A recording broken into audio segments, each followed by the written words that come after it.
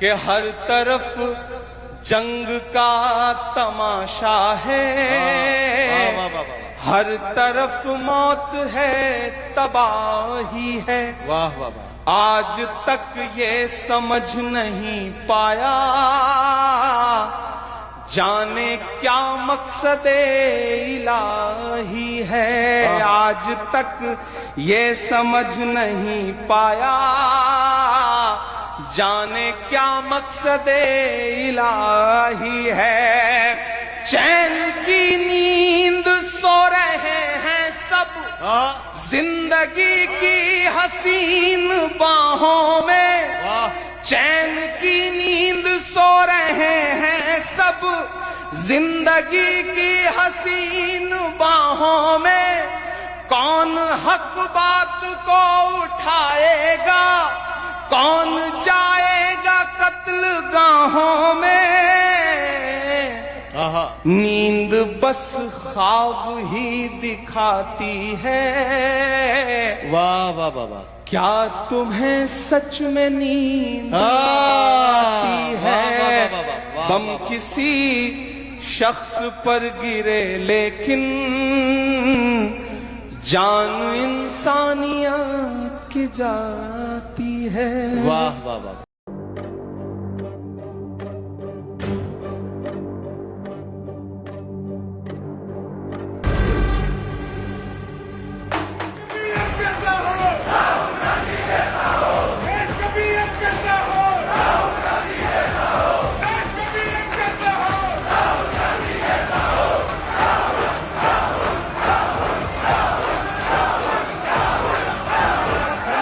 कार्यक्रम में आपका बहुत बहुत स्वागत करता हूं।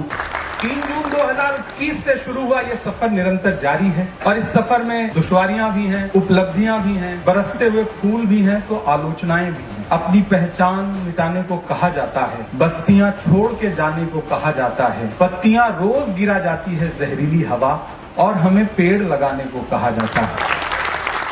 राहुल जी, इस सियासी सफर में तमाम मुश्किलों के बीच एक बात जो सबसे खूबसूरत है वो ये है, हम सब राहुल गांधी की सियासत के सिपाही हैं। मुझे आज भी वो सुबह याद है जब कन्याकुमारी में समंदर के साहिल पर खड़े होकर के 7 सितंबर 2022 को आपने कहा था कि मैं 4000 किलोमीटर पैदल चलूंगा और एक नारा लगाऊंगा, नफरत छोड़ो, भारत जोड़ो। अल्पसंख्यक विभाग आपके कदम से कदम मिलाकर चलता रहा। मुझे बताते हुए खुशी भी है कि यूं तो हम सब आपके साथ चले थे, लेकिन अल्पसंख्यक विभाग के 7 साथियों ने भारत यात्री बनकर आपके साथ कन्याकुमारी से कश्मीर तक 4000 किलोमीटर का सफर किया था। किसी ने मुझसे उस वक्त पूछा था कि राहुल जी ने इतना लंबा रास्ता क्यों चुना। मैंने जवाब में सिर्फ इतना कहा था कि राहुल जी दूरदर्शी व्यक्ति हैं, वो जानते हैं जब तक नफरत कम नहीं होगी तब तक भाजपा कम नहीं होगी।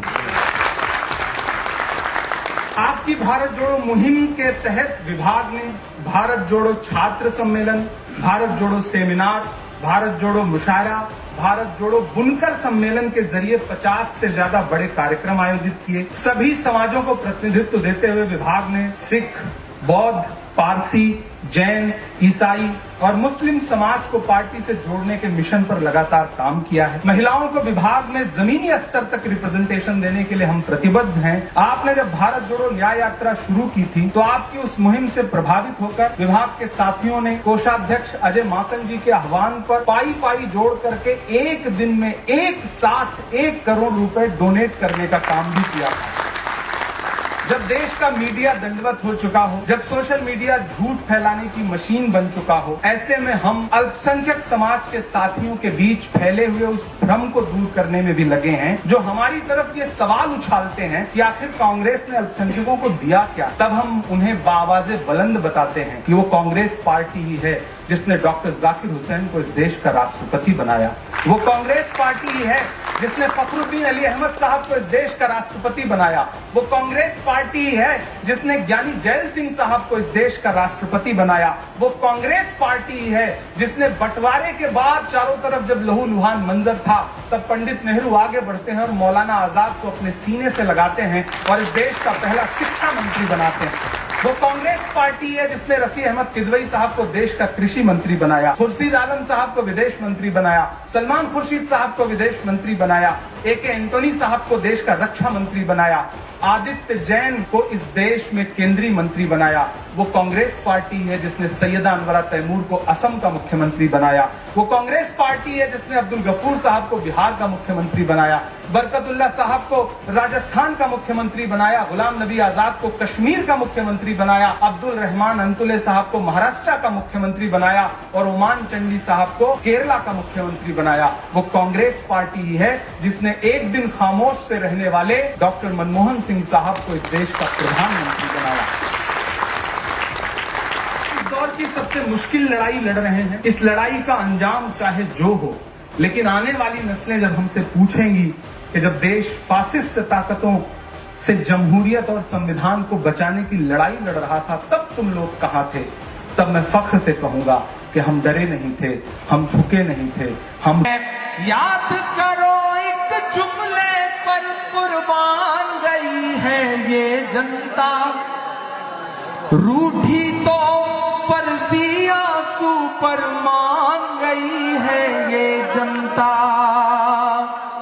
याद करो एक जुमले पर कुर्बान गई है ये जनता, रूठी तो फर्जी आंसू पर मान गई है ये जनता। ललित से लेकर नीरव मोदी तक पर खामोशी ही है, किसके अच्छे दिन आए अब जान गई है ये जनता। पूंजीपतियों से सन्यासी की यारी पर लानत है, चौकीदार तेरी ऐसी चौकीदारी पर लानत है, तेरे हर झूठे वादे पर मकारी पर लानत है, मकारी पर लानत है। कि हर सितम का जवाब आएगा, देखना इंकलाब आएगा। क्या कहना, तैयार रहना चौथे मिसरे के लिए।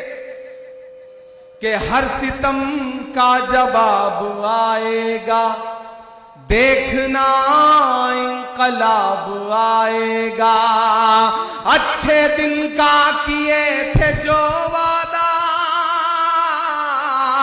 अच्छे दिन का किए थे जो वादा, उनका दिन भी खराब आएगा, उनका दिन भी खराब आएगा।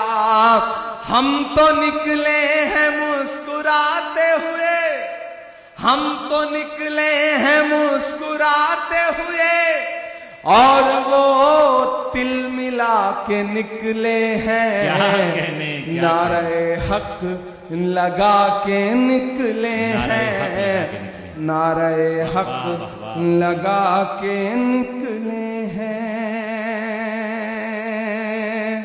बहुत शुक्रिया, बहुत मोहब्बतें। अब तक आपने दाद दी है, मैं थोड़ी देर आपकी खामोशी मांगता हूं। माइक सही चल रहा है? आप सबको आवाज क्लियर आ रही है? मुझी को मेरी आवाज नहीं आ रही, इसलिए मैं थोड़ा कंफ्यूज हूं। आपको आती रहे, मुझे तभी पता चलेगा जब आप दाद वाद देते रहेंगे, तब मुझे लगेगा कि आप तक आवाज पहुंच रही है। मैं आप सबके मन में भी बेचैनी है। मैं 4 मिसरे पढ़ देता हूं, फिर उसके बाद एक नज्म सुनाऊंगा फलस्तीन की, जिसके लिए मुझे साथियों का हुक्म है। मैं 4 मिसरे पहले पढ़ता हूं। वो कहते हैं सियासत की जमीनों ने हराया है, वो कहते हैं सियासत की जमीनों ने हराया है। पता है सांप वाली आस्तीनों ने हराया है, पता है सांप वाली आस्तीनों ने हराया है।